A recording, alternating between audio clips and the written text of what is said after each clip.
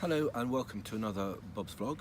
I'm in the peace and quiet of Albert Cottage near Osborne in East Cowes, and I've just visited Holy Cross School nearby, which is lovely to meet the kids from Year 6, and I've just had a meeting here and I'm off to, it's Friday today, and I'm off to Osborne House to look at the World War I Memorial, meeting with the CCG, it's the Clinical Commissioning Group, very important for healthcare on the Isle of Wight, and then I have a number of other speaking engagements on Friday today and tomorrow Saturday, and I think on Sunday as well, so it's a busy weekend on the island. This week in Parliament, I'm going to come to the Brexit vote in a second, but before then I've had meetings on developments in East Cowes which are ongoing, making sure that our shipbuilders are happy with what's happening.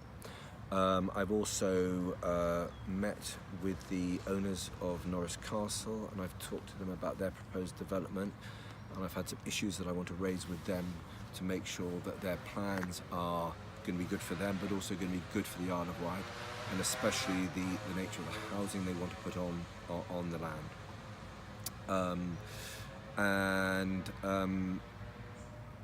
Also I've met with another couple of MPs and a minister to talk about these plans for a fuel tax through Southampton, or a pollution tax through Southampton, and how that will potentially impact and negatively affect the Isle of Wight. So we are unhappy with those plans that Southampton City Council have, and I'm talking to the government about them at the moment. The other thing that's happened this week is Brexit and the Chequers deal, and there's lots of dramas playing out in Westminster. The Labour Party are very divided about this. We have different sort of opinions ourselves. I'm supportive of it, frankly. We need to get on with Brexit. 62% of the island voted for Brexit, and we need to respect that. We also need to respect that 48% of people didn't. So a Brexit that achieves most of what we want, I think, is good.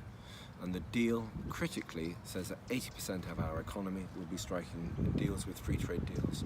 There will be a common rule book for the 20%, which is goods and manufacturing, and that keeps our manufacturers in the UK and on the Isle of Wight happy as well. It's not a perfect deal, but frankly I think it's the best deal that we're going to get. If we can strike a better deal, then let's do so. But the important thing is that we make Brexit happen, and then we move on and we actually deliver an important domestic agenda. And frankly, my time on the island, I deal with Brexit as much as I have to, but I really don't obsess about it because there are other people that do.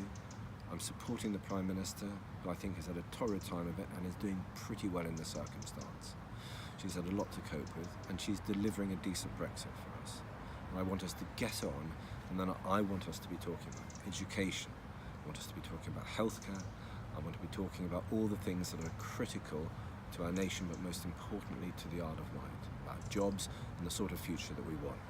And on that point, I have my manifesto coming out next week. I think I'm releasing it on Tuesday, and I'll be advertising that on the local media and sending it to as many people as possible in the coming months, so that you see what the plans that I'm thinking that we need to be doing for the island, and I'll be talking about that in more detail next week. So if I don't see you out and about this weekend on the island, I'm sure I will speak to you again very soon next week, and I'll be doing another vlog on Tuesday afternoon. Thank you very much indeed, and have a good weekend. Lovely butterflies around here, by the way. There's a gorgeous amount of butterflies out on the island at the moment, which is really lovely. So have a good weekend. Thanks, bye.